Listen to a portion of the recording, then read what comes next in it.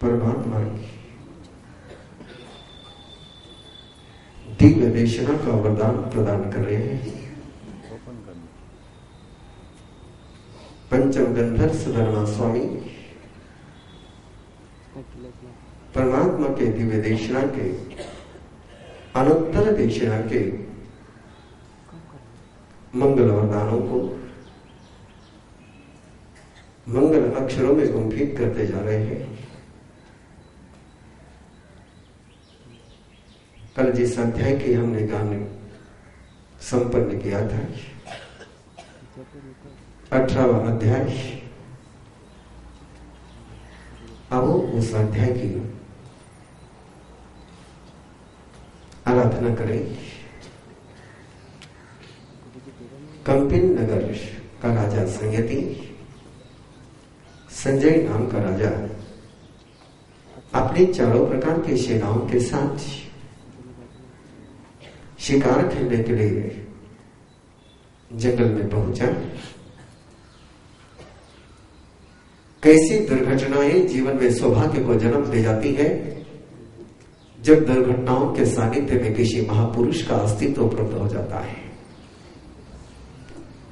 कैसा दुर्भाग्य सौभाग्य में बदल जाता है जिस समय उस दुर्भाग्य के पलों में किसी सिद्ध पुरुष का हाथ मिल जाता है।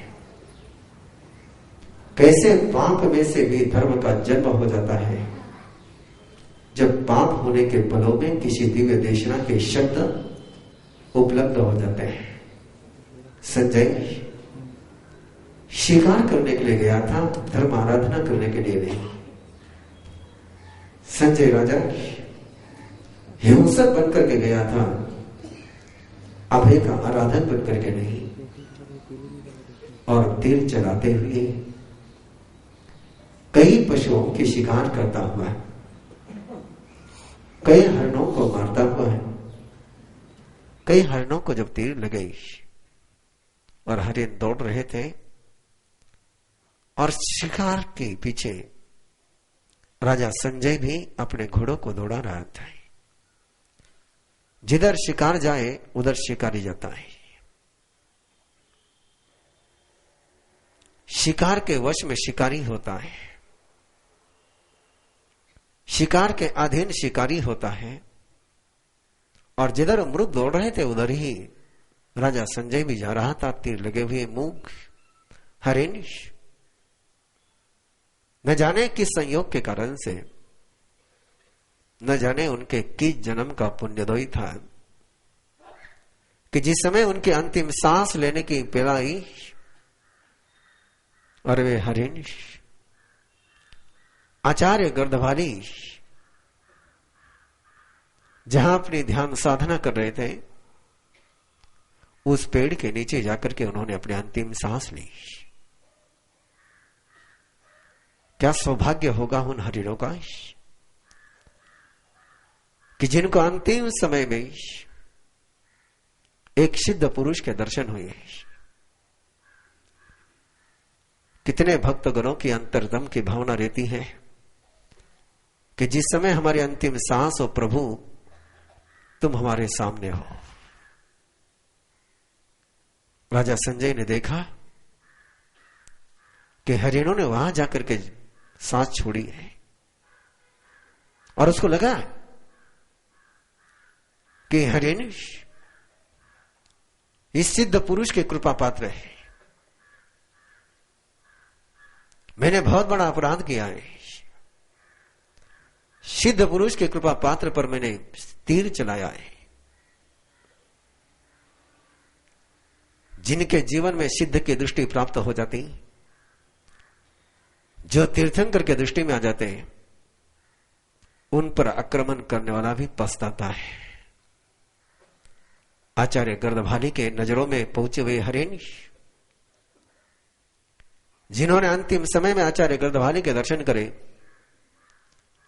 उन पर प्रहार करने वाला पछतावा कर रहा है, भयभीत हो गया है। जो भय देने के लिए आया था वो भयभीत हो गया है। जो भयंकर बनकर के आया था वो स्वयं भयग्रस्त हो गया है। घोड़े से नीचे उतर कर गई वो आचार्य के पास पहुंचा, वंदन किया और वंदन कर करके क्षमा मांग रहा है। लेकिन आचार्य गर्दभानी अपने ध्यान साधना में तल्लीन होने के कारण से उन्होंने कोई जवाब नहीं दिया। कई बार जवाब न देना भी जवाब हो जाता है। कई बार न बोलने के कारण से जो बोला जाता है वो कई बार बोलने से भी नहीं सकता है। और ऐसा ही हुआ जब आचार्य गर्दभाली ने जवाब नहीं दिया, अपने ध्यान साधना के कारण से जवाब नहीं दिया, राजा बहुत परेशान हो गया, आतंकित हो गया। मनुष्य दूसरों को आतंक देते समय नहीं सोचता है कि आतंक का परिणाम क्या होगा, लेकिन जब स्वयं पर बारी आती है तब पता चलता है कि आतंक का परिणाम क्या होता है। आक्रमण करने वाला नहीं जानता है कि आक्रमण को झेलने वाले पर क्या बीतती है, लेकिन जिस समय स्वयं पर आक्रमण की वेला आती है उस समय पता चलता है कि आक्रमण के समय में क्या स्थिति बनती है। क्षमा का नहीं मिलना, जवाब का नहीं मिलना, प्रतिसाद का नहीं मिलना राजा संजय को और भयभीत कर जाता है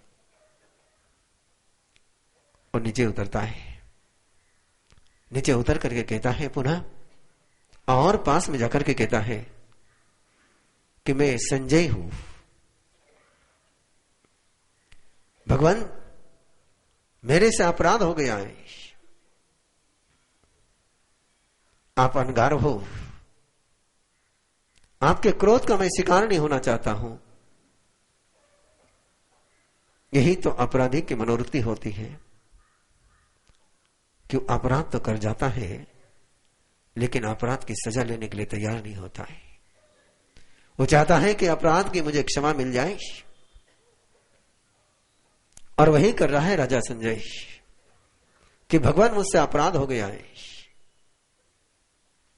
आपके क्रोध के तेज से करोड़ों नर नारी जल सकते हैं। मुझे प्रभु आपसे अभय चाहिए, मुझे क्रोध नहीं चाहिए, आपकी कृपा चाहिए। और भयभीत संत्रस्त राजा की भावनाओं को आचार्य गर्दभाली ने आंख खोल करके एक मंत्र दिया, अभवो पतिवा तुभम अभयदाया भवाहि अनिच्चे जीवलोगमी किम्युसाये पसजसी। बहुत बड़ी शर्त के साथ, बहुत बड़े वरदान के साथ वरदान दिया कि तुझे अभय है राजन, लेकिन अभय दाता भी तो बन।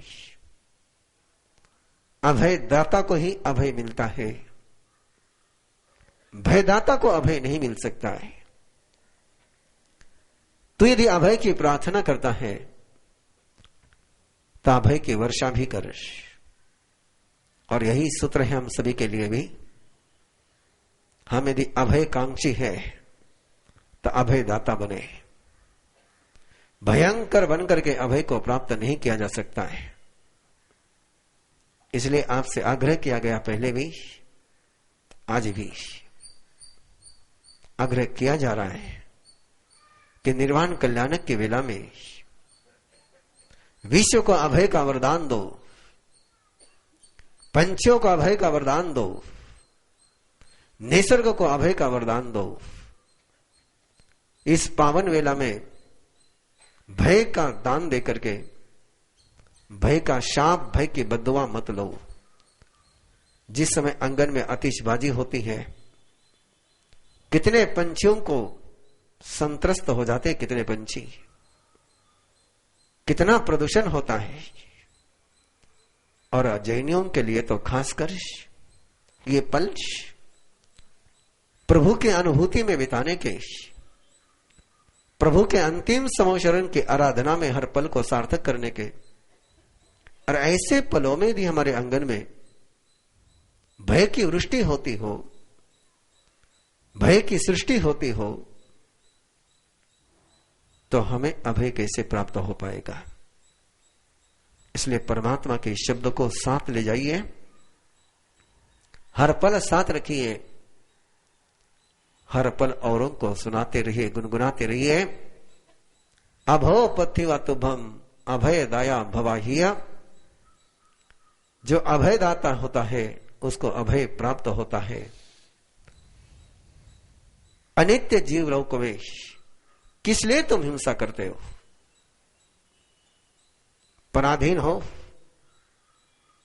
संजय राजा गर्दभाले से सुन रहा है कि पराधीन हूं मैं,